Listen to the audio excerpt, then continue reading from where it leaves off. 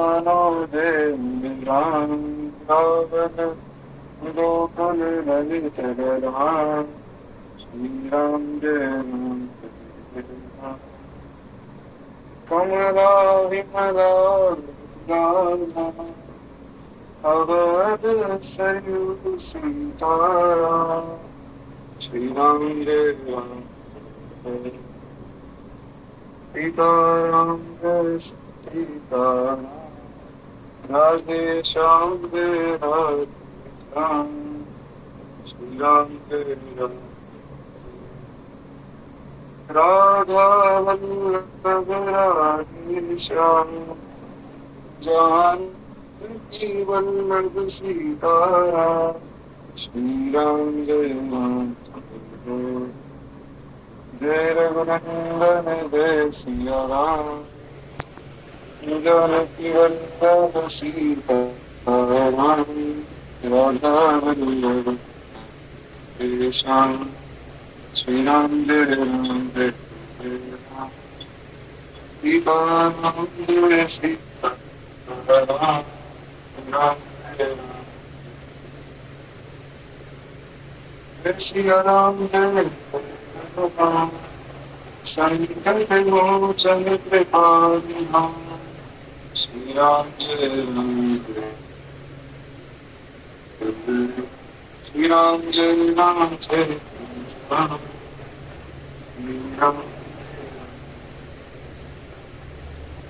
राम जय राम कृष्ण। तो कल की कथन हम लोगों ने श्री हरि अवतार और श्री हंस अवतार के बारे में विस्तार में चर्चा की थी।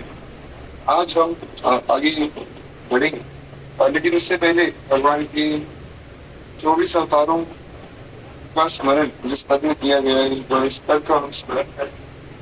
जय जय वीरवराह कवच हर हर हरिभाम राम रघुवीर कृष्ण कीरति कर पावे बुद्ध व्यास पृथु हरि हंस मन मंतर जग ऋषभ है ग्रीव बद्रीपति तत्र कपिल सनकादिक करुणा करो 24 रूप लीलार चिरश्री 24 रूप लीलार चिर श्री अग्रदास पद। तो हमने लीन वराह कमठ नरगिरि बलि बावन परशुराम रघुवीर कृष्ण बुद्ध कल व्यास त्रिशूल हरिहंस हमने लगभग भगवान के 14 अवतारों का स्मरण कल तक किया था। आज हमें आगे बढ़ना है। भगवान का एक बड़ा सुंदर अवतार हुआ श्री धन्वंतरि अवतार, उसके बारे में हम लोग चर्चा करेंगे। कल की कथा में हमने सुना था किस प्रकार श्री भगवान पहले हरि अवतार में आए, उन्होंने गजेंद्र का उद्धार किया है महाराज, और गजेंद्र के उद्धार के बाद फिर जो अगला अवतार हुआ वो हंसा अवतार हुआ। हंसा अवतार में आकर भगवान ने सनकादिक आदि ऋषियों को और ब्रह्मा जी को ज्ञान दिया है और उनके संशय को दूर किया है। और बड़ा प्यारा एक भाव श्री भगवान ने वहां प्रकट किया कि जब तक हम संसार में पुण्य को देखते रहेंगे, तब तक भगवान को छोड़ के दूसरे दिखाई देंगे, तब तक जो है मन लग नहीं पाएगा भजन। जिस दिन स्थिति ऐसी हो जाएगी कि चित देखो फिर शाम मई, उस दिन वास्तव में भगवान में जो मन लगेगा, क्योंकि जब चारों ओर भगवान का भी दर्शन होगा तब महाराज अन्यत्र संसार रह नहीं रहेगा। और वास्तव में बात सत्य भी है, क्योंकि सब कुछ भगवान का ही, सब कुछ भगवान से ही है और सब कुछ भगवान में ही है, भगवान से हमें कुछ भी नहीं है। तो इसलिए ये बात हमें समझनी कि हमारी ऐसी दृष्टि होनी चाहिए कि सर्वत्र जो है भगवान का ही दर्शन हो। एक बात गीता जी में भगवान ने कही कि अर्जुन वासुदेव सर्वम मिति तब महात्मा सुदुर्लभ, कि जो व्यक्ति ऐसा समझे कि सब और वासुदेव ही है, ऐसा महात्मा दुर्लभ नहीं, स महात्मा सुदुर्लभ, ऐसा महात्मा सुदुर्लभ है, बहुत दुर्लभ है महाराज। बहुत कम ऐसे लोग हैं जिनमें ऐसी भगवत दृष्टि होती है। तो एक बार प्रेम से बोलिए भक्तवत्सल भगवान की जय। अब आगे श्री गोस्वामी नवादास जी महाराज वर्णन करते हैं श्री मनवंतर अवतार का। कहते हैं कि सतयुग, त्रेता, द्वापर और कलयुग, ये चारों युग जब 1000 बार व्यतीत होते तो उस काल को कल्प कहते हैं। ये हमने पहले भी चर्चा की थी, समाज की कथा जब शुरू हुई थी उसमें भी विस्तार में चर्चा की थी कि कल्प क्या होता है, मनवंतर क्या होता है, एक चतुर्युग क्या होता है, एक महायुग क्या होता है। तो वही बात यहाँ बताई जा रही है कि जब चारों युग एक साथ आते, मतलब सतयुग, त्रेता, द्वापर और कलयुग, ये मिलाकर हुआ एक चतुर्युग या एक महायुग। तो ये ऐसे जब 1000 महायुग बीत जाते हैं तब उसे एक कल्प कहा जाता है। एक कल्प का अर्थ है 1000 चतुर्युगी का काल, ब्रह्मा जी का एक दिन। ये एक कल्प ब्रह्मा जी का एक दिन होता है। ये सब बातें हमने बहुत विस्तार में पहले ही सुन ली, तो पुनः बहुत ज्यादा विस्तार करने की आवश्यकता है नहीं। कहते हैं कि ब्रह्मा जी का एक दिन में अर्थात एक कल्प में 14 मनु होते। अब ये भी हमने चर्चा की थी कि 14 मनवंतर होते और हर एक मनवंतर का एक मनु होता है। और ब्रह्मा जी की आयु जो है इस कल्प के अनुसार 100 वर्ष की होती है। ये ब्रह्मा जी का एक दिन है, ऐसे ही ब्रह्मा जी की रात्रि है, फिर जाके कहीं ब्रह्मा जी का पूरा एक दिन कंप्लीट होता है और ऐसे ब्रह्मा जी का पूरा एक साल कंप्लीट होता है। और उसके बाद जाकर ब्रह्मा जी की 100 वर्ष की आयु है, जिसकी गणना करना बहुत कठिन है महाराज। तो कहते कि महाराज एक कल्प में 14 मनु होते, प्रत्येक मनु 71 चतुर्युगी से कुछ अधिक काल तक अपना अधिकार भोगता है। ये भी मैंने आपको बताया था कि एक मनवंतर में लगभग 71 चतुर्युग होते। तो कहते हैं कि इन मनवंतरों में भगवान सत्व गुणों पर आश्रय लेकर अपने मनु आदि मूर्तियों के द्वारा पौरुष को प्रकट करते हैं और इस विश्वास का पालन करते हैं। विश्व व्यवस्था का संचालन करते हुए अपने अपने मनवंतरों में बड़ी सावधानी सबके सब मनु पृथ्वी पर जो है चारों चरणों में परिपूर्ण संचालन करते हुए और धर्म का अनुष्ठान स्वयं करते तथा प्रजा से करवाते। अब मैं एकदम सरल शब्दों में जो है इसको स्पष्ट कर देता हूँ। और सीधी सी बात यहाँ कही जा रही है कि महाराज ये जो 14 मनु होते, इन मनुओं के द्वारा ही भगवान सृष्टि का संचालन करते।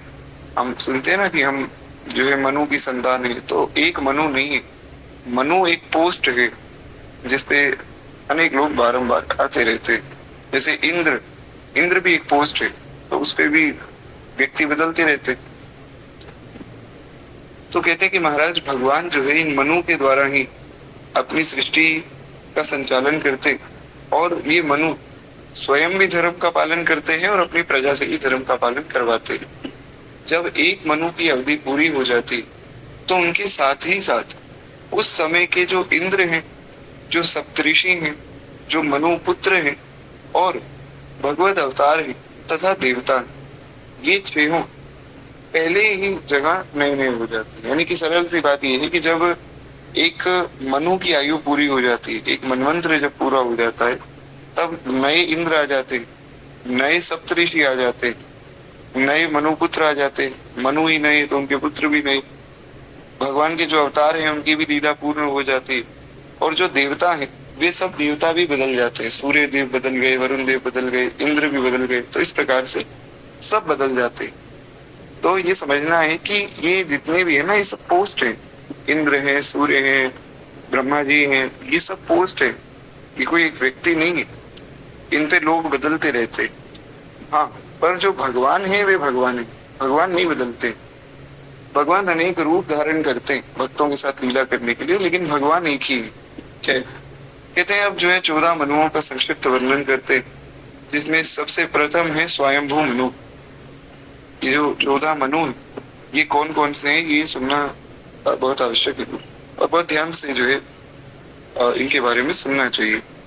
तो सबसे पहले है स्वयंभू मनु, और ये सबसे पहले और सबसे इम्पोर्टेंट यही कहते हैं, मरीचि आदि महान शक्तिशाली ऋषियों से भी सृष्टि का अधिक विस्तार नहीं होते देख श्री ब्रह्मा जी मन ही मन चिंता करने लगे।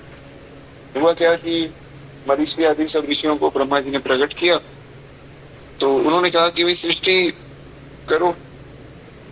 तो ऋषियों ने कहा ठीक है, पर वे सृष्टि का खूब विस्तार नहीं कर पाए क्योंकि साधु है। तो फिर ब्रह्मा जी मन ही मन चिंता करने लगे, अहो बड़ा आश्चर्य है, मेरे निरंतर प्रयत्न करने पर भी प्रजा की वृद्धि हो ही नहीं रही है, संसार में लोगों की वृद्धि हो ही नहीं रही है। मालूम होता है कि इसमें देव ही कुछ विघ्न डाल रहे हैं, ऐसा लगता है कि देवता कुछ विघ्न कर रहे हैं। जिस समय ब्रह्मा जी इस प्रकार जो है देव के विषय में विचार कर रहे थे, उसी समय अकस्मात उनके शरीर के 2 भाग हो गए। बहुत ध्यान से सुनिएगा, ये कथा बहुत जरूरी है कि किस प्रकार मनु जी का प्राकट्य हुआ और किस प्रकार शत्रुपा जी का प्राकट्य हुआ। खैर एक बार प्रेम से बोलिए भक्तवत्सल भगवान की जो। तो ब्रह्मा जी ऐसा विचार कर ही रहे थे कि मेरी सृष्टि का विस्तार कैसे होगा, मेरी सृष्टि का विस्तार हो नहीं रहा है। तो उन्हें लगा कि शायद देवता कुछ विघ्न डाल रहे हो। जैसे ही ये बात मन में आई तो ब्रह्मा जी के शरीर के 2 भाग हो गए और उन दोनों विभागों में एक स्त्री और एक पुरुष का जोड़ा प्रकट हुआ। तो इसकी जो विस्तृत कथा है वो पद्म पुराण में भी मिलती है। वहां भी ऐसा वर्णन है कि महाराज सृष्टि खंड में कि ब्रह्मा जी के जो है 2 भाग हुए, वाम भाग से जो है शत्रुपा प्रकट हुई, दाहिने भाग से स्वयंभू मनु प्रकट हुए।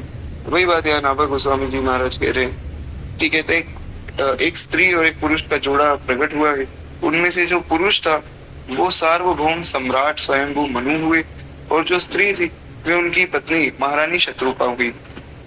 और तब से जो है मिथुन धर्म से जो है प्रजा की वृद्धि होने लगी। फिर जो है मैथुन क्रिया से प्रजा की वृद्धि उन्होंने आरंभ की और यही जो है स्वयंभू मनु और शत्रुपा जी भगवान से याचना करते हैं कि आप जो है हमारे पुत्र के रूप में आइए। जो गोस्वामी जी ने दिखा ना, जिसमें भगवान से उन्होंने कहा कि प्रभु आपके जैसा पुत्र चाहिए, चाहूं तुम ही समान सुत प्रभु सन कवन दुरान। कहते हैं कि हे नाथ, आपके जैसा अगर पुत्र मिल जाए तब आनंद आ जाए। फिर भगवान ने कहा कि हाँ आप सरस खोजो कहाँ जाई, नृपता तन हो मैं आई। भगवान ने कहा भैया मेरे जैसा तो मैं कहाँ ढूंढूंगा, मैं ही तुम्हारे पुत्र के रूप में आ जाऊंगा। तो गोस्वामी जी ने भी इनका वर्णन किया है। एक बड़ी सुंदर चौपाई गोस्वामी जी ने लिखी जिसमें वे बताते हैं कि मनु जी कैसे हाँ गोस्वामी जी कहते हैं स्वयंभू मनुवर शतरूपा जिनते भे नर सृष्टि अनूपा दंपति धर्म आचरण नीका अजहुगाव श्रुति जिनके नीका। हाँ तो ये चौपाई जो है श्री गोस्वामी जी ने लिखी। अगर आप में से कोई पढ़ना चाहे तो बालकांड में जो है शुरुआत में इसका वर्णन है, जहाँ मनु जी और शत्रुपा जी की कथा है, वो आप पढ़ सकते हैं। मनु जी के बारे में विस्तार में गोस्वामी जी ने कहा। मुझे एक ही चौपाई याद है इस प्रसंग में, ये वाली। आगे गोस्वामी जी ने और भी वर्णन किया था उनका। तो वे कहते हैं कि स्वयंभू मनु और शत्रुपा जो है इनसे मनुष्यों की सृष्टि हुई, जिनते वे नर सृष्टि अनूपर। और इन दोनों पति पत्नी के धर्म और आचरण बहुत ही अच्छे हैं। साथ ही में वेद जो है इनकी मर्यादा का, इनके धर्म का गान करते हैं, ऐसा श्री गोस्वामी जी कह रहे हैं। आगे भी उन्होंने बहुत विस्तार में बताया कि इनके फिर आगे पुत्र हुए उत्तानपाद, और जिनके पुत्र ध्रुव जी हुए उत्तानपाद जी के, और इनके दूसरे पुत्र थे प्रियव्रत। तो 2 पुत्र थे उत्तानपाद और प्रियव्रत, और फिर जो है उनकी कन्याएं भी थी। वो वर्णन तो यहाँ भक्तमाल जी में भी दिया गया है, तो मानस जी में भी आप पढ़ सकते हैं, भक्तमाल जी में भी है। तो कहते हैं कि महाराज स्वयंभू मनु और शत्रुपा की 5 संतानें हुई। उत्तानपाद और प्रियव्रत 2 पुत्र हुए, जिसमें से जो उत्तानपाद है इनकी 2 पत्नियां थी, सुनीति और सुरुचि। और इसमें से जो है सुनीति जी के यहाँ ध्रुव जी हुए हैं। और सुरुचि ने ध्रुव जी को कहा कि अगर अपने पिता की गोद में बैठना है तो जाओ, अपने प्राणों को त्यागो और मेरी कोख से जन्म लो, तब तुम अपने पिता की गोद में बैठने के अधिकारी होगे। फिर ध्रुव जी अपनी माता के पास गए। माता ने समझाया कि हरि का भजन करो, हरि है तुम्हारा। माता ने समझाया कि बेटा ध्रुव, केवल भगवान श्री हरि तुम्हारे, उनका भजन करो। ध्रुव जी ने फिर भगवान का भजन किया है। इस प्रकार आगे बहुत विस्तृत कथा है, वो हम आगे जब भगवान का ध्रुव अवतार होगा तो उसमें सुनेंगे। एक बार प्रेम से बोलिए श्री ध्रुव जी महाराज की जय। तो कहते हैं कि इस प्रकार महाराज ये उत्तानपाद और प्रियव्रत 2 पुत्र हुए। और उसके बाद आकुति, प्रसूति और देवहूति, ये जो है 3 कन्याएं हुई। और कहते कि मनु जी ने आकुति का विवाह रुचि प्रजापति से कराया। आकुति जो थी, जो प्रथम इनकी पुत्री थी, उनका विवाह रुचि नामक प्रजापति से हुआ। उसके बाद देवहूति का विवाह कर्दम प्रजापति से हुआ। और प्रसूति का विवाह तो हम सब जानते ही महाराज, दक्ष जी की पत्नी थी, जिनके यहाँ माता सती का प्राकट्य हुआ, वही जो है दक्ष और उनकी पत्नी प्रसूति जी। और इन तीनों कन्याओं की संतति से सारा संसार भर गया। फिर आगे इन बहुत सी संतानें हुई और उन संतानों से आगे संतानें हुई, तो इस प्रकार से सृष्टि का विस्तार हुआ है। तो इस प्रकार जो स्वयंभू मनु जी की कथा प्राप्त होती। एक बार प्रेम से बोलिए श्री स्वयंभू मनु जी महाराज की जय। उसके बाद फिर आगे दूसरे जो मनु है उनका वर्णन भी करते हैं। स्वारोचिष मनु, स्वारोचिष मनु जो है वे अग्निदेव के पुत्र हैं। उसके बाद उत्तम मनु, तीसरे मनु हुए उत्तम मनु, ये प्रियव्रत के पुत्र थे। जो स्वयंभू मनु जी के पुत्र प्रियव्रत और उनके पुत्र ये उत्तम मनु हुए। उसके बाद तामस मनु, ये तीसरे मनु उत्तम के सगे भाई थे, यानी कि प्रियव्रत जी के ही दूसरे पुत्र थे तामस मनु। रैवत मनु, ये चौथे मनु तामस के सगे भाई थे। उसके बाद चाक्षुष मनु, ये चक्षु के पुत्र हैं, जो नेत्रों के देवता हैं उनके पुत्र हैं। तो पहले तो स्वयंभू मनु है जो ब्रह्मा जी के पुत्र हैं। ब्रह्मा जी के पुत्र स्वयंभू मनु, और स्वयंभू मनु के पुत्र हुए प्रियव्रत। प्रियव्रत के आगे 3 पुत्र हुए, जिसमें उत्तम, तामस और रैवत, ये तीनों भी आगे चलकर मनु बने। और उसके बाद जो है कहते महाराज वैवस्वत मनु, 7वें मनु जो हुए वे वैवस्वत मनु हुए। वैवस्वत कहते सूर्य देव को, विवस्वान जो है सूर्य देव का नाम है। भगवत गीता में भी 4थे अध्याय में इसका वर्णन आया है। तो श्री सूर्य भगवान के जो पुत्र हैं वे यशस्वी श्राद्ध देव ही 7वें वैवस्वत मनु हुए। श्राद्ध के जो देवता हैं वे 7वें मनु के रूप में आए।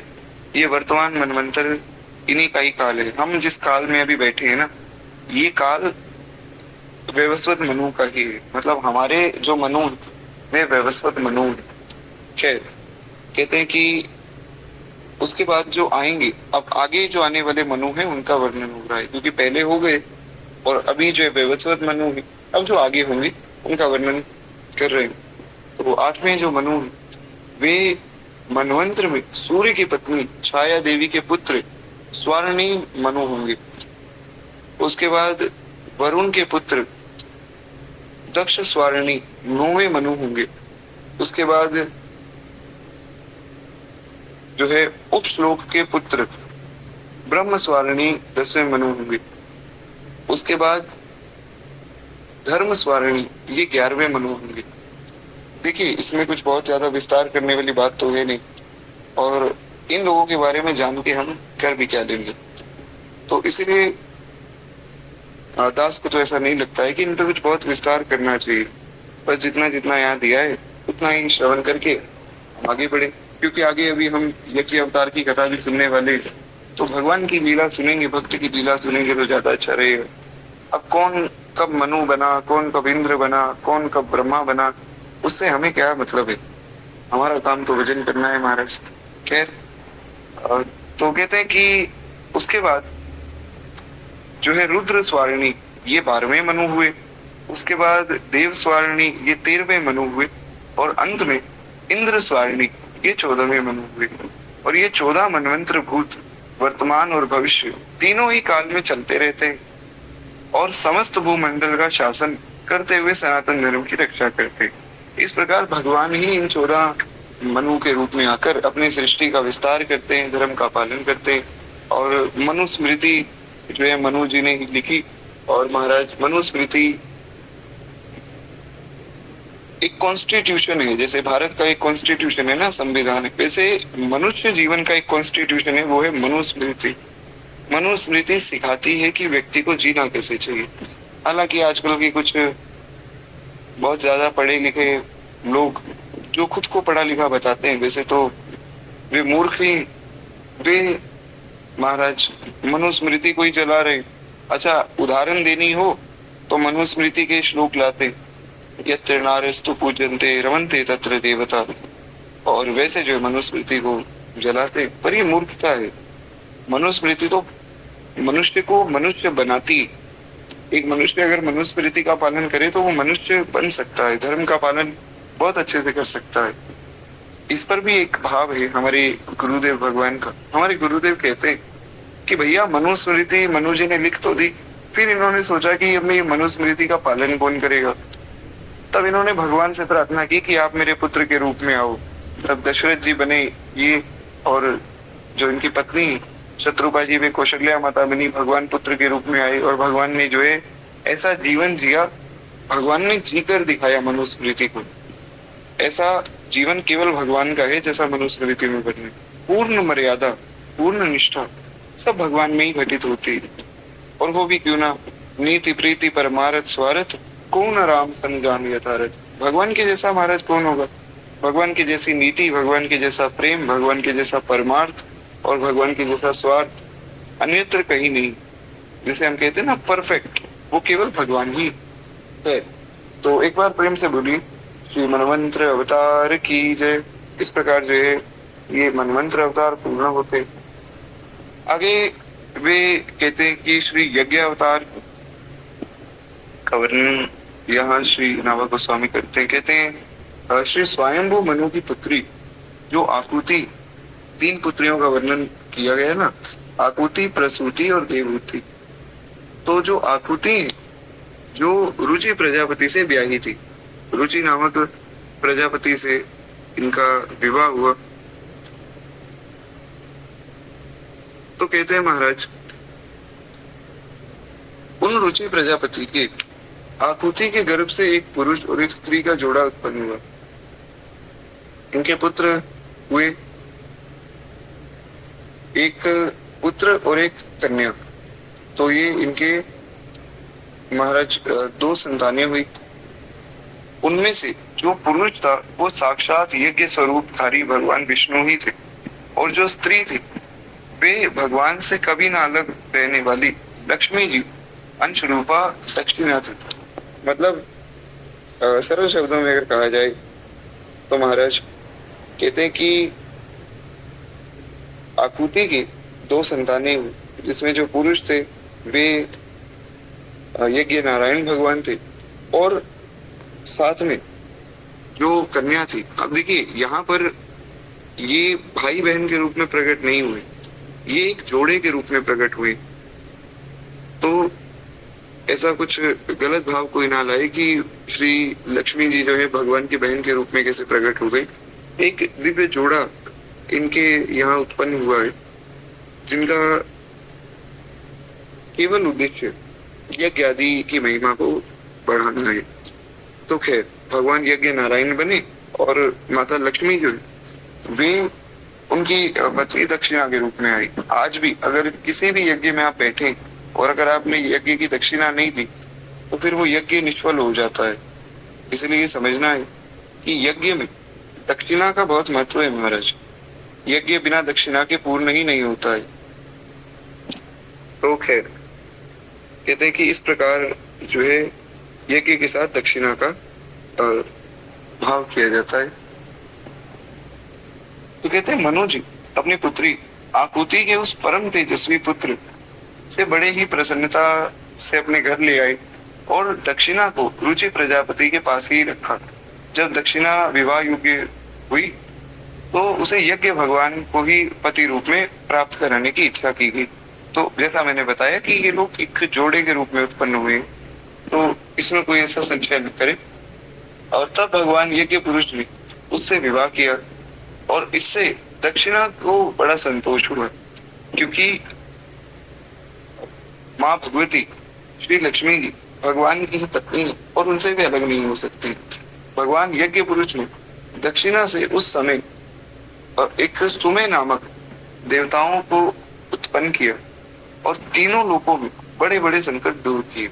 यज्ञ पुरुष जो भगवान थे, इनके यहाँ पुत्र हुए सुमे और स्वयं, क्षमा चाहूंगा, स्वयं।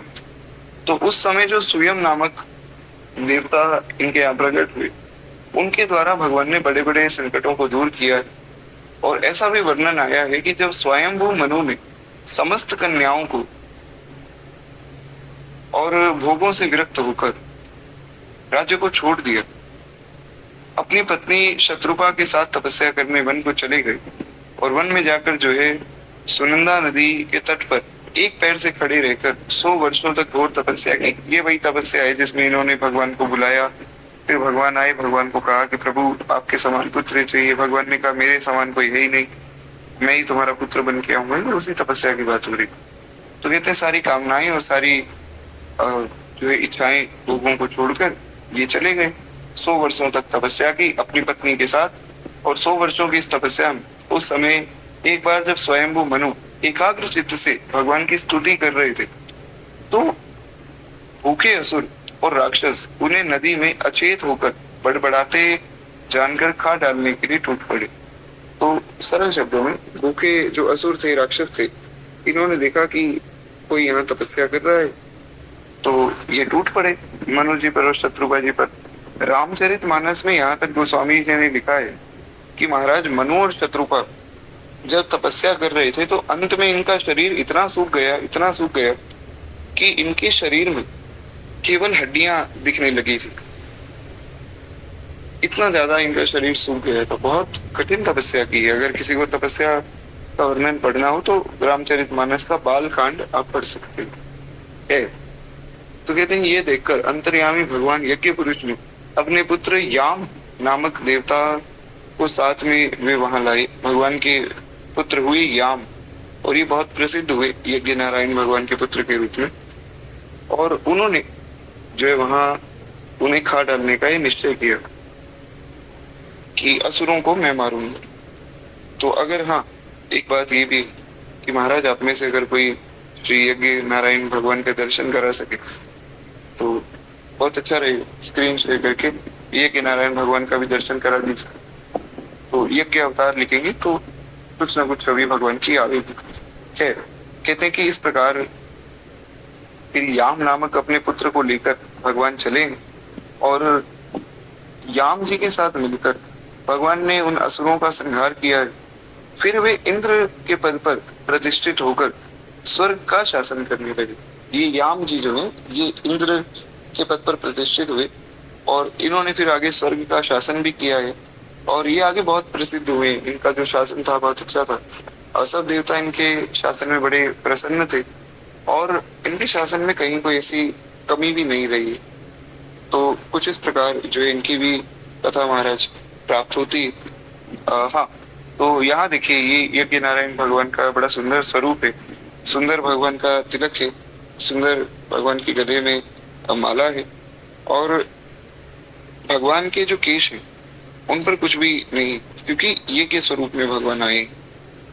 तो इस प्रकार जो श्री यज्ञ नारायण भगवान का दर्शन कर सकते हैं।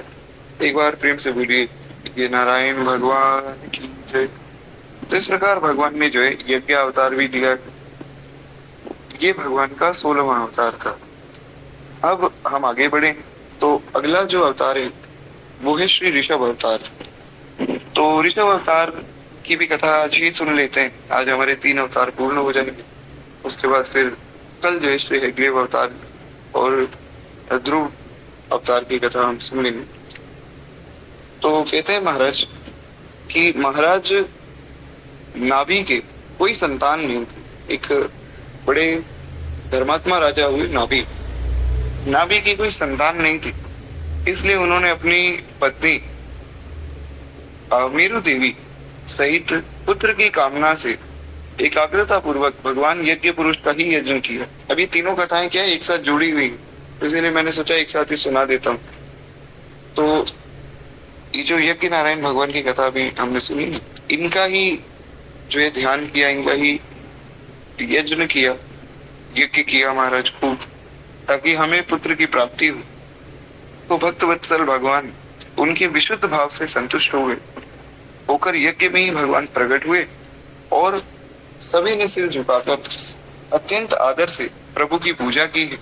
और ऋषियों ने उनकी स्तुति करके यह वरदान मांगा कि हमारे यजमान ये राजऋषि नाभि जो है संतान को ही परम पुरुषार्थ मानकर आपके ही समान पुत्र को पाना चाहते हैं, इसीलिए आपकी आराधना कर रहे हैं। तो जो ब्राह्मण है वे प्रार्थना करते हैं भगवान से कि प्रभु ऐसी ऐसी बात है और इस निमित्त हम यज्ञ करा रहे हैं, और हे नाथ आप जो है इस प्रकार की कृपा कीजिए। तो वही बात, यहाँ वही ब्राह्मणों ने प्रार्थना की कि हमारे यजमान जो है पुत्र की कामना से आपके जैसा ही पुत्र चाहते हैं, प्रभु इनके मनोरथ को आप पूर्ण कीजिए। भगवान ने बड़ी प्यारी बात कही। भगवान ने कहा मुनियों, मेरे समान तो कोई है ही नहीं, मेरे समान तो मैं ही हूँ, क्योंकि मैं अद्वितीय हूँ। और यही बात भगवान ने वेद में कही। श्रुति का वचन है एको हम द्वितीयो नास्ति, मैं एक हूँ दो नहीं। तो भी ब्राह्मणों का वचन मैं मिथ्या नहीं कर सकता हूँ, क्योंकि ब्राह्मण मेरे लिए भी पूजनीय। द्विज कुल तो मेरा मुख है, इसलिए मैं स्वयं ही अपने अंश कला से जो है अपनी अग्निधर नंदन नाभि के यहाँ आकर अवतार में यथा समय महाराज नाभि की पत्नी मेरु देवी के गर्भ से ऊर्ध्वरेता मुनियों का धर्म प्रकट करने के लिए शुद्ध सत्व के विग्रह में प्रकट मैं होऊंगा। अब ये यहाँ थोड़े भारी शब्द हैं, तो घबराने की आवश्यकता नहीं। थोड़ा मैं अच्छे से इसको विस्तार में कह देता हूँ। एक बार प्रेम से बोलिए भक्त वत्सल भगवान की जय। तो देखिए यहाँ पर भगवान ने कुछ बहुत ऐसा बहुत बड़ी बात नहीं कही। यहाँ बात तो सरल सी कही गई और शब्द थोड़े भारी हो गए, तो शायद थोड़ा समझ नहीं आया होगा। देखिए पहली बात तो ये, यहाँ भगवान ने कहा कि देखो मैं ही आऊंगा अपने अंश कला से, मतलब अंश रूप में मैं ही आऊंगा। कहाँ आऊंगा? अग्निधर नंदन नाभि के यहाँ। नाभि जी के पिताजी का नाम अग्निधर, तो नाभि के यहाँ पुत्र रूप में मैं ही आऊंगा। बस इतनी बात ही भगवान ने कही। और भगवान आकर करेंगे क्या कि मैं ही स्वयं अपने अंश कला से आऊंगा। साथ में भगवान ने एक और बात कही। भगवान ने कहा कि आकर मैं अवतार लूंगा, क्योंकि अपने समान मुझे कोई और नहीं दिखाई देता है। ये कहकर भगवान अंतर ध्यान हुए और यथा समय महाराज नाभि की पत्नी के गर्भ से भगवान प्रकट हुए। और प्रकट तो हुए, लेकिन कैसे हुए? कहते हैं मेरु देवी के गर्भ से ऊर्ध्व रेता मुनियों का धर्म प्रकट करने के लिए शुद्ध सत्व में भगवान प्रकट हुए। जो ऊर्ध्व रेता मुनि है उनका धर्म प्रकट करने के लिए भगवान आए। भगवान के हर एक अवतार का एक प्रयोजन है। अनेक प्रयोजन होते हैं। जैसे रामावतार हुआ तो प्रयोजन मुख्य रूप से तो यही था कि महाराज मनुष्य को कैसे जीना चाहिए, मर्यादा सिखावे, रावण को मारे, उसके बाद सब भक्तों का उद्धार है, उसके बाद अच्छे से राज्य कैसे किया जाए, ये भी भगवान को सिखाना था। धर्म की स्थापना करनी थी। कृष्ण अवतार हुआ, उसमें भगवान को परम धर्म का उपदेश करना था और प्रेम को प्रकट करना था, और साथ में जो है कंस आदि का वध करना था, और श्री विदुर जी, उपजा आदि सब भक्तों का उद्धार भगवान को करना था। और जो परम धर्म है उसका भगवान ने उपदेश किया। अर्जुन को जो है धर्म का उपदेश भगवान को करना था, तो हर एक अवतार के अनेक प्रयोजन होते हैं। तो वैसे ही यहाँ पर जो ऋषभ अवतार है उसका प्रयोजन क्या है, जो ऊर्ध्वरेता मुनि है, ऊर्ध्वरेता ऋषि, उनका धर्म प्रकट करने के लिए भगवान ने ऋषभ अवतार लिया। अब प्रश्न आपके मन में ये आया होगा कि महाराज ये ऊर्ध्वरेता मुनि होते कौन है? शब्द तो बड़ा सुंदर सा लग रहा है, पर इसका अर्थ क्या है? तो देखिए, ऊर्ध्वगामी या ऊर्ध्वरेता उसे कहा जाता है जो अपने वीर्य को अपने ब्रह्म शक्ति से मिला देते हैं। इसको मैं थोड़ा और सरल शब्दों में कहता हूँ, हमारे जो वीर्य की गति है वो नीचे की ओर होती है, लेकिन उसको आसन लगाकर योग की सिद्धि से जो ऊर्ध्वरेता ब्रह्मचारी वे उसे ऊपर की ओर कर देते। तो उससे क्या होता है कि वीर्य की जो सारी शक्ति वो उनके मस्तिष्क में जाती और उनके मस्तिष्क में ऐसी ऊर्जा उत्पन्न होती है कि वे महान महान कार्य करते हैं। इतने बड़े बड़े वेद लिखे गए, जब वेद व्यास जी ने वेदों का व्यास किया तो उन्होंने लिख दिया वेदों को, तो ऐसे ही थोड़ी लिखे गए। आज भी आप देखें कि इतने बड़े बड़े महात्मा हैं, कहीं से किसी शास्त्र से कोई श्लोक पूछ लें, सब उन्हें ज्ञात है। कैसे ज्ञात है? केवल ब्रह्मचर्य की शक्ति, उसमें भी ऊर्ध्वरेता ब्रह्मचारी हैं वे लोग। हमारे गुरुदेव भगवान है, उन्हें आप किसी भी पुराण का कोई भी श्लोक पूछ लीजिए, उन्होंने 18 पुराण पढ़े, 18 पुराण पढ़े, अनेकों शास्त्र वे पढ़ते रहते हैं। अब पूज्य प्रेमानंद बाबा को हम सुनते हैं, कितने सुंदर सुंदर जो है श्लोक कहाँ कहाँ से वे लेकर आते हैं। तो ये बहुत तपस्या के बाद जो है ऐसी सिद्धि प्राप्त होती है। ऐसा नहीं कि कोई भी सोचे कि मैं भी याद कर लूंगा, ऐसा नहीं होता है महाराज। तो इसमें बहुत तपस्या लगती है, तो उन्हें कहा जाता है ऊर्ध्वरेता मुनि या ऊर्ध्वगामी जो है ब्रह्मचारी, ऊर्ध्वरेता ब्रह्मचारी। तो अनेक ऊर्ध्वरेता ब्रह्मचारी हुए, श्री हनुमान जी महाराज, श्री नारद जी महाराज, प्रहलाद जी हुए, और इस प्रकार अनेकों महापुरुष हुए। और जितने भी संत आपको दिखते हैं, साधु आपको दिखते हैं, जो साधु पुरुष हैं, गृहस्थ नहीं साधु पुरुष, तो ये सब गृहस्थ भी ऊर्ध्वरेता ब्रह्मचारी। और कुछ तो महाराज ऐसे ऐसे गृहस्थ भी हुए, पूज्य श्री भाई जी हनुमान प्रसाद पोद्दार जी, पूज्य सेठ जयदयाल गोयनका जी, ये ऐसे ऐसे गृहस्थ महापुरुष हुए जो गृहस्थ में रह के ऊर्ध्वरेता हो गए। तो बहुत ऊंची अवस्था है, सरल शब्दों में अगर कहूँ तो बहुत ऊंची अवस्था है ऊर्ध्वरेता मुनि। ओके, एक बार प्रेम से बोलिए भक्त वत्सल भगवान की जय। आशा है आप सब लोग समझे होंगे, किसी को अगर अभी भी कोई संशय हो तो बताइएगा, क्योंकि भगवान का अवतार का उद्देश्य ही ये, तो ये तो समझ आना ही चाहिए। खैर, तो आगे भी वर्णन करते हैं कि इस प्रकार भगवान जो है प्रकट हुए और नाभि नंदन के अंग जन्म से ही भगवान विष्णु के वज्र अंकुश आदि चिन्हों से युक्त थे। भगवान जब भी आते हैं तो भगवान महाराज पूर्ण रूप में आते, भगवान के हाथों में पांव में सब चिन्ह सदैव विराजमान ही रहते। भगवान के पांव में जो है 48 चिन्ह। तो इस प्रकार वही बात यहाँ कही जा रही है कि भगवान विष्णु के जो वज्र अंकुश आदि के जो चिन्ह है, उनसे बचपन से ही ऋषभ भगवान युक्त थे, और सभी श्रेष्ठ सद्गुणों से युक्त होने के कारण महाराज नाभि ने उनका नाम श्रेष्ठ रखा, ऋषभ। ऋषभ मतलब श्रेष्ठ, ऋषभ का मतलब जो है बैल भी होता है। नंदी जी जो है उनका एक नाम ऋषभ भी है, क्षमा चाहूंगा वो वृषभ है, यहाँ ऋषभ है, ये समझना है। तो जो वृषभ है वो भी श्रेष्ठ है, पर वो नंदी जी के लिए कहा गया जो उनकी श्रेणी में श्रेष्ठ है। और यहाँ ऋषभ जो है वो सब में श्रेष्ठ है, जिनमें सब सद्गुण हो, श्रेष्ठ गुण हो, उन्हें भी ऋषभ कहा जाता है। तो खैर, दोनों का भाव एक ही पर अलग अलग मतलब से। कहते हैं कि राजा नाभि ने ये देखा कि ऋषभ देव प्राणी मात्र में अत्यंत प्रिय है, सबको बहुत प्रिय लगते हैं और सबसे बहुत प्रेम भी करते। ये भगवान का स्वभाव है, और राज कार्य संभालने योग्य भी हो गए। तब जो है महाराज नाभि ने इन्हें धर्म और मर्यादा की रक्षा के लिए इनका राज्याभिषेक किया, और स्वयं अपनी पत्नी मेरु देवी के सहित बद्रिक आश्रम चले गए, और वहां जो है भगवान की आराधना करते हुए भक्त वत्सल भगवान के रूप में ही लीन हो गए। तो अपनी पत्नी के साथ ये तो वन में चले गए, और अपने पुत्र को इन्होंने राज्य सौंप दिया। वहां भगवान का खूब सुंदर ध्यान करने लगे।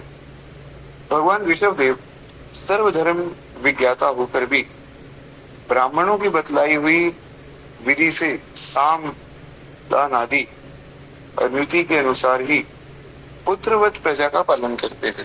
सरल शब्दों में भगवान ऋषभ देव पहली बात तो स्वयं भगवान है, दूसरी बात इतने बड़े ज्ञानी कि सर्वधर्म के विज्ञाता है, सब ज्ञान है इनको धर्म का, फिर भी ब्राह्मणों से आज्ञा लेते हैं कि आप बताइए क्या किया जाए।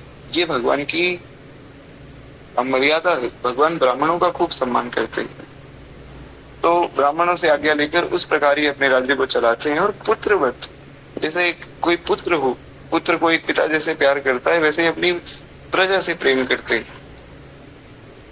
तो यहाँ तक आशा है आप सबको ये कथा जो है ऋषभ भगवान के अवतार की समझ आई होगी। एक बार प्रेम से बोलिए श्री ऋषभ भगवान की जय। तो एक बार जो है साधना माता जी कृपया जो है ऋषभ भगवान का भी दर्शन सबको करा दीजिए। इतने में आगे एक अन्य कथा आपको सुना देता हूँ। कहते हैं एक बार इंद्र ने ईर्ष्यावश इनके राज्य में वर्षा नहीं की। हुआ क्या कि इंद्रदेव को बड़ी ईर्ष्या हो गई महाराज। कहते इतना बढ़िया राज्य हो रहा है, इतना बढ़िया राज्य तो हमारा ही नहीं। तो इंद्रदेव ने वर्षा नहीं की। तो योगेश्वर भगवान ऋषभ ने अपनी योग माया के प्रभाव से अपने वृक्ष अजना अभकंड खूब जल बरसाया। उस वर्ष क्या हुआ कि इन्होंने अपने अजनाभकंड नामक अपने बादल से खूब जल बरसाया और अपने लोगों को गृहस्थ धर्म की शिक्षा देने के लिए वे देवराज इंद्र की कन्या जयति से ही विवाह करते। हाँ, तो ये देखिए ये श्री ऋषभ भगवान का ही रूप है।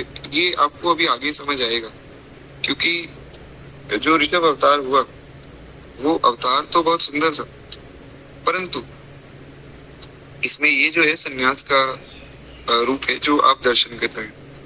तो ठीक है, इसको हम जैसे जैसे आगे समझेंगे आगे आपको समझ आ जाएगा। एक बार आप दर्शन कर लीजिए। तो खैर एक बार प्रेम से बोलिए ऋषभ देव भगवान की जय। तो कहते हैं कि महाराज इंद्र को अभिमान हो गया। इंद्रदेव ने क्या किया कि इनके यहाँ बारिश नहीं की, तो इन्होंने बारिश तो स्वयं ही कर ली और फिर जो है इंद्र की ही पुत्री से विवाह कर लिया। इंद्र की पुत्री जयंती से इन्होंने विवाह किया और विवाह करके इन्होंने गृहस्थ धर्म का उपदेश किया है। उसके बाद जो है उसके गर्भ में अपने ही समान गुण वाले 100 पुत्र उत्पन्न किए। ऋषभ भगवान के आगे 100 पुत्र हुए और भगवान ऋषभ देव जी के 100 पुत्रों में भरत सबसे बड़े थे और थे बड़े भगवत भक्त। भरत जी की कथा तो आप सब जानते हैं। भरत जी ये वो भरत हैं जिनके नाम से भारत का नाम रखा गया। इनकी कथा बड़ी सुंदर है। भगवान के बहुत उच्च कोटि के भक्त हुए। पहले जन्म में इन्होंने महाराज खूब भजन किया, खूब भक्ति की, पर अंत में क्या हुआ कि घर बार छोड़कर चले गए। तो एक हिरन जो है इन्हें मिला वन में, हिरन के साथ रहने लगे। हिरन को मतलब अपने साथ रखने लगे। हिरन से खूब प्रेम बढ़ गया। तो हुआ क्या कि अंत काल में जब प्राण त्यागने लगे तो अंत काल में भगवान का स्मरण तो हुआ नहीं, अंत काल में हिरन का स्मरण हो गया। और हिरन का स्मरण हुआ, सोच रहे थे कि अब मैं चला जाऊंगा, इस हिरन का पालन कौन करेगा, हिरन को कौन रखेगा। तो महाराज अगले जन्म में हिरन ही बन गए। तो यहाँ से उन्होंने एक शिक्षा दी कि भैया कितने बड़े महात्मा बन जाओ पर बड़े सावधानी से रहो। जहाँ मर्यादा शास्त्रों की लांघ जाओगे, गुरुजनों की मर्यादा लांघ जाओगे, भटक जाओगे। हमारे दादा गुरुदेव भगवान बहुत विशेष रूप से कहते थे, पूज्य श्री भक्तमाली जी महाराज बहुत विशेष बल देते थे कि साधना केवल गुरुमुख होनी चाहिए। अपने मन से अगर साधना करने लग जाओगे ना, निश्चित रूप से भटक जाओगे। कोई धाम में आता तो उसे भी यही उपदेश करते कि देखो धाम में रहना है तो संतों की आज्ञा से रहना है। अगर तुम्हारे गुरुदेव शरीर में विराजमान है तब तो ठीक है, उनकी आज्ञा लो, नहीं तो जो उनके ही कुछ निकट के साधु हैं उनसे आज्ञा लो, नहीं तो किसी भी संत से आज्ञा लो, पर संतों के निर्देशन के अनुसार ही रहो। ऐसा हमारे दादा गुरुदेव भगवान का एक बहुत सुंदर सत्संग भी मैं आज के ग्रुप में भी भेज दूंगा। आज को अगर कोई मुझे याद दिलाते तो मैं वो ग्रुप में आज भेज दूंगा ढूंढ के। बहुत सुंदर सत्संग सन 2000 में महाराज जी ने कहा था, बड़ा दुर्लभ सत्संग है। खैर, तो इस प्रकार जो है मर्यादा का बहुत ध्यान रखना चाहिए। तो वो चीज वहां गलती हो गई। सन्यासी की मर्यादा है कि वो सबसे प्रेम तो करे पर किसी से मोह ना करे। पर भरत जी का मोह हो गया उस हिरण में, तो महाराज अगले जन्म में हिरण ही बन गए। पर अब इतना भजन किया है, भजन व्यर्थ थोड़ी हो जाएगा। तो उसका लाभ ये हुआ कि अगले जन्म में हिरण तो बने पर स्मरण रहा, सब बातों का स्मरण उन्हें था कि मैं पिछले जन्म में भरत था। और इस प्रकार जो है मेरे पिता ऋषभ देव भगवान स्वयं हुए और मैंने एक गलती कर दी कि मैं हिरण से मुंह कर बैठा और उसके कारण जो है महाराज अब मुझे यहाँ हिरण बनना पड़ रहा हो। तो जहां भगवान की कथा होती वहां जाकर चुपचाप पीछे खड़े हो जाते और सुनते रहते, क्योंकि उन्हें पता था भगवान की कथा सुनने से मेरा कल्याण होगा। तो इसलिए वे भगवान की कथा महाराज खूब सुनते और कथा सुनते सुनते एक दिन हिरण के रूप में भी इनकी मृत्यु हो गई। हिरण के रूप में मृत्यु हुई तो महाराज फिर अगले जन्म में मनुष्य बने। मनुष्य बनकर इनकी आगे बहुत विस्तरित कथा प्राप्त होती है भागवत जी में। जड़ भरत जी के रूप में प्रसिद्ध हुए, क्योंकि इन्हें पता था कि अब अगर मैं कहीं कुछ संसार के काम में फंस गया तो फिर फंस जाऊंगा। तो अब इन्होंने अपनी छवि संसार में ऐसी बना दी कि तो पागल है। घर वालों को लगता था ये पागल है, किसी काम का नहीं है, जड़ है। तो ऐसा घर वाले कहते थे। तो उनका नाम था तो भरत, पर उनके स्वभाव के कारण नाम पड़ गया जड़ भरत। तो महाराज ये जड़ भरत जी बहुत उच्च कोटि के महात्मा हुए। तो घर वालों ने खूब पालन पोषण किया, बड़े हो गए तो माता पिता का देहांत हो गया। भाइयों ने कहा कि देखो ऐसा है कि यहाँ भोजन करना है तो कुछ ना कुछ कमाना पड़ेगा, ऐसे फ्री में तो मिलेगा नहीं। तो बोले क्या काम करना है बताओ। बोले ऐसा करो तुम खेत में चले जाओ और खेतों में रक्षा करो। वो खेत में एक पुतला बनाया जाता है ना, स्केयर क्रो कहते हैं जिसको, उसको हिंदी में क्या कहते हैं मुझे याद नहीं, आप में से किसी को हो तो बता दीजिएगा। तो वो जो खेत में स्केयर क्रो बनाते कहते बस तुम उसकी जगह खड़े हो जाना, चिड़िया आए तो चिड़िया को उड़ा देना, बस इतना तुम्हारा काम है। तुम्हारे लिए भोजन जो है हम पहुंचा देंगे। तुम्हारी ये जो भाभियां हैं ये भोजन दे जाएंगी, तुम बस खूब प्रेम से इतना काम करो। उसके बाद वहीं तुम्हें हम एक कमरा भी ले देंगे, तो वहां तुम अपना कमरा बनाकर वहां रह भी लेना। बोले ठीक है, हमें तो भजन करना है। तो महाराज एक दिन आए खेत में, देखा कि कोई भी नहीं, खेत में खड़े रहे भजन करते रहे। तो थोड़ी देर बाद चिड़िया आई और चिड़िया जो है खेतों में सब फसल को खाने लगी। तो साधारण आदमी कोई होता तो महाराज चिड़िया को उड़ाता, पर जड़ भरत जी भगवान के भक्त हैं, भक्त वैसे ही करुणामय होते हैं। तो इन्होंने क्या किया कि वो स्केयर क्रो का रूप तो धारण किया नहीं, बल्कि चिड़िया के पास गए और खूब प्रेम से गाने लगे, राम जी की चिड़िया राम जी का खेत, अरे राम जी की चिड़िया राम जी का खेत, खाओरी चिड़िया भर भर पेट, राम जी की चिड़िया राम जी का खेत, खाओरी चिड़िया भर भर पेट। बड़ा अद्भुत भाव है महाराज। कहते हैं कि राम जी की चिड़िया है, राम जी का खेत है, हमारा क्या है भैया, खूब प्रेम से खाओ, जिसको जितना मिलना है उसको उतना मिलना ही, जितना जिसका खाता है उतना ही वो खाता है।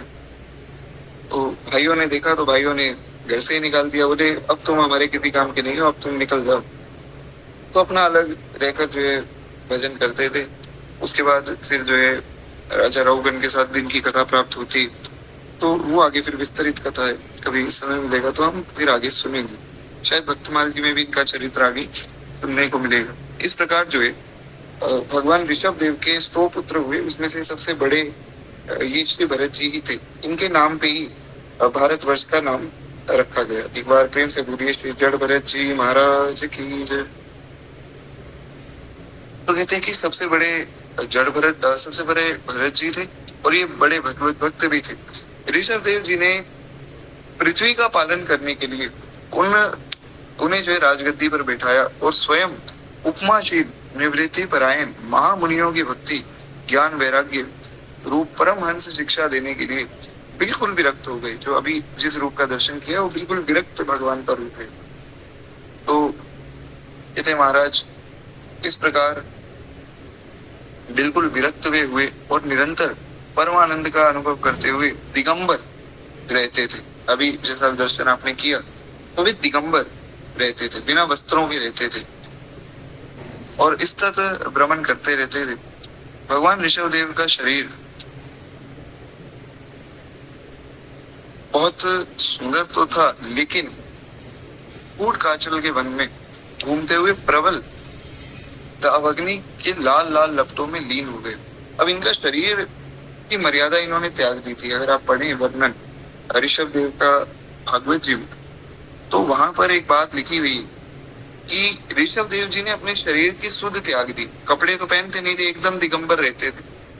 तो बारिश का जल पड़ जाए अपने आप शरीर धुल जाता था, नहीं तो मिट्टी में पड़े रहते थे और मिट्टी में पड़े पड़े हमारा शरीर गंदा हो जाता था। वहीं मलमूत्र का त्याग कर देते और इनका शरीर कभी अग्नि लगती, जैसे जंगल में हमने सुना था ना कि दावाग्नि लगती है, दावानल जिसे कहा जाता है। भगवान कृष्ण की लीला में हमने सुना कि दावाग्नि लगी तो भगवान जो है अपने बाल सखाओं को, अपने ग्वाल बालों को बचाने के लिए जो है उस दावाग्नि को पी गए। तो ये जो दावाग्नि लगती है वन में, ये वहां भी लगती थी जहाँ ऋषभ देव रहते थे, पर इन्हें कोई फर्क नहीं पड़ता था, भागते नहीं थे, क्योंकि उन्हें पता था कि शरीर में हुई नहीं तो ये शरीर जल भी जाए तो क्या हो गया, तो शरीर लाल हो जाता। तो इस प्रकार जो है ऋषभ देव भगवान ने शरीर की सुध को भुलाकर एकदम विरक्त रहकर कैसे भजन किया जाए इसकी शिक्षा दी है। गृहस्थ धर्म की भी शिक्षा दी और इस प्रकार जो है बड़ी सुंदर शिक्षाएं देकर श्री ऋषभ देव भगवान ने अपनी लीला का संवरण किया। एक बार प्रेम से बोलिए श्री ऋषभ देव भगवान की जय। इस प्रकार जो श्री ऋषभ अवतार की कथा भी पूर्ण होती। आगे अब जो है श्री हयग्रीव अवतार के बारे में हम सुनेंगे और प्रयास करेंगे कल जो है ध्रुव वर्धन अवतार जो भगवान का हुआ, श्री हरि अवतार ही इसे भी कहा गया। एक हरि अवतार तो कल जो भगवान ने गजेंद्र के लिए लिया, एक हरि अवतार ये भी है, तो जिसे ध्रुव वरदान अवतार भी कहते हैं। ध्रुव जी को वरदान भगवान ने इस प्रकार दिया, वो भी प्रयास करेंगे कल की कथा में हो जाए।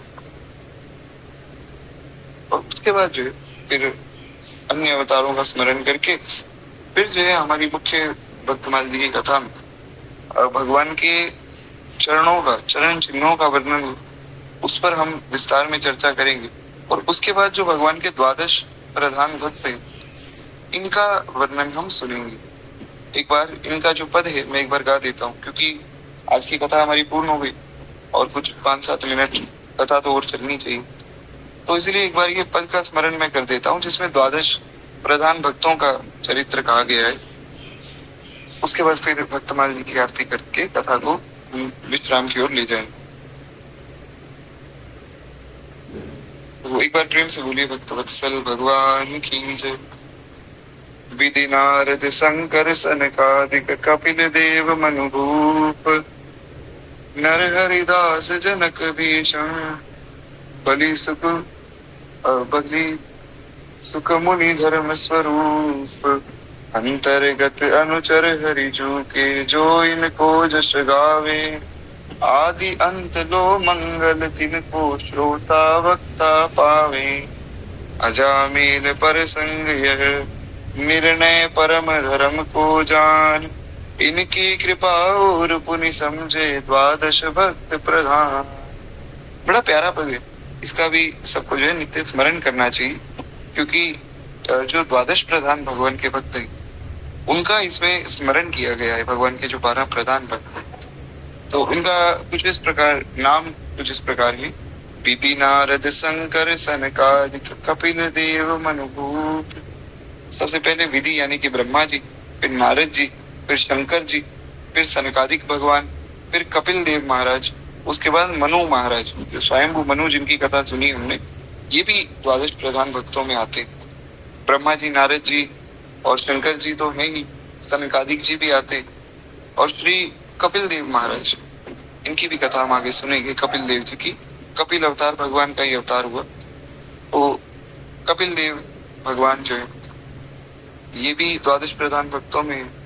फिर कहते हैं नरहरि दास, नरहरि का दास। अच्छा, इनका नाम अगर आप में से कोई बता सके, देखते हैं कौन कितना सावधान है महाराज कथा में। तो ये जो भक्त हैं ये बड़े प्रसिद्ध हैं, नरहरि के दास। कौन है नरहरि के दास, आप लोग बताइए, तब तक मैं बाकी भक्तों का स्मरण करता हूँ।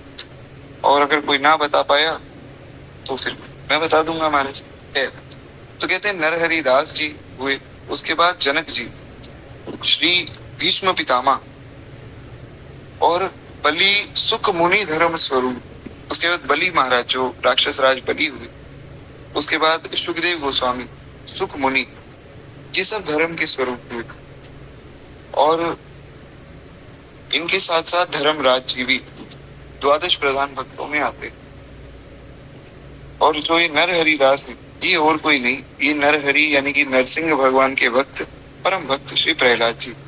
जी बिल्कुल, ऐश्वर्या वर्मा माता जी ने बहुत सुंदर जो उत्तर दिया कि प्रहलाद जी ही नरहरि दास है। तो महाराज प्रहलाद जी भी द्वादश प्रधान भक्तों में। श्री जनक जी जो कि श्री जानकी जी के पिताजी हैं। विष्णु पितामह के बारे में सब जानते हैं। बलि जी के बारे में मैंने आपको बताया। महामुनि सुखदेव गोस्वामी जिन्होंने भागवत जी की कथा कही, ये तो महाराज परम हंसाचार्य सुखदेव जी हुए, साक्षात भगवान ही थे। और उसके बाद जो है धर्मराज यानी कि यमराज जी। तो ये 12 भगवान के भक्त हैं जो अंतर्गत सेवक हैं। ये भागवत धर्म को जानने वाले। और इनके यश जो सुनता है और गाता है। बड़ी प्यारी बात नाभा गोस्वामी ने लिखी। नाभा गोस्वामी कहते हैं कि महाराज जो इन द्वादश भक्तों के चरित्रों को सुनता है, गाता है, आदि अंत लो मंगल तिनको श्रोता वक्ता पावे। उनका आदि और अंत सब ओर से केवल मंगल ही मंगल होता है। फिर अजामिल के प्रसंग में धर्मराज का ये परम श्रेष्ठ निर्णय जानिए, इनकी कृपा से और कोई दूसरे भक्त के रहस्य को समझते हैं। ये द्वादश प्रधान भक्त हैं। अभी अजामिल के प्रसंग में कैसे जाना ये मैं आपको आगे सुनाऊंगा। इसके पीछे एक कथा है, किस प्रकार अजामिल के प्रसंग में श्री धर्मराज जी वर्णन करके अपने दूतों को बताते हैं कि द्वादश प्रधान भक्त कौन है, इनकी महिमा क्या है, वो हम आगे सुनेंगे। अभी तो क्या है, हमारी कथा पूर्ण हो चुकी है, तो इसलिए मैंने सोचा कि कुछ एक भाव और कह दिया जाए, थोड़ा समय है। तो अब जो है केवल 2 मिनट प्रेम से हम लोग भक्तमाल जी की आरती करेंगे। एक भाव जो कि कल मन में आया, जैसा कि मैंने ग्रुप में भी एक वॉइस नोट भेजा था साधना माता जी का, बड़ा सुंदर भाव श्री भक्तमाल जी की कथा के प्रति। तो एक भाव है। अब देखिए, ज्यादा मैं इन सब चीजों को ऐसा प्रमोट नहीं करता हूँ, तो ऐसा मैं नहीं कह रहा हूँ कि आप लोग वीडियो बनाकर या ऑडियो बनाकर सब भेजें कि कैसा लग रहा है, ऐसा कुछ नहीं। बस ये है कि जो आपके आसपास में लोग हैं या जो आपके संबंध में सब वैष्णव है, उन्हें प्रेरित कीजिए कि भैया भक्तमाल की कथा सुनो, क्योंकि भक्तमाल जी की कथा जीवन को बदलने वाली है। कोई किसी एक भक्त से भी प्रभावित हो जाए ना, तो उनका पूरा जीवन फिर बदल सकता है। वो फिर पूरा जीवन उस भक्त की बात मानेंगे और महाराज उस भक्त के बताए आचरण करेंगे, तो वे निश्चित रूप से भगवान को पाएंगे। तो इसमें ऐसा कुछ वो विशेष आग्रह नहीं है मेरा आपसे कि आप लोग वीडियो बनाकर भेजें कि कैसा आपका अनुभव है, ऐसा कुछ नहीं। बस इतना कीजिए कि जो आपके आसपास लोग हैं, जो आपके जानकार लोग, उन्हें प्रेरित कीजिए भक्तमाल जी की महिमा बताकर, भक्तमाल जी के बारे में बताकर, ताकि वे भक्तमाल जी से जुड़े। तो उतना ही पर्याप्त रहेगा। खैर, केवल 2 मिनट प्रेम से हम लोग भक्तमाल जी की आरती करें, उसके बाद वाणी को विश्राम देंगे। एक बार प्रेम से बोलिए भक्तवत्सल भगवान की जय। इस धन्य नाभ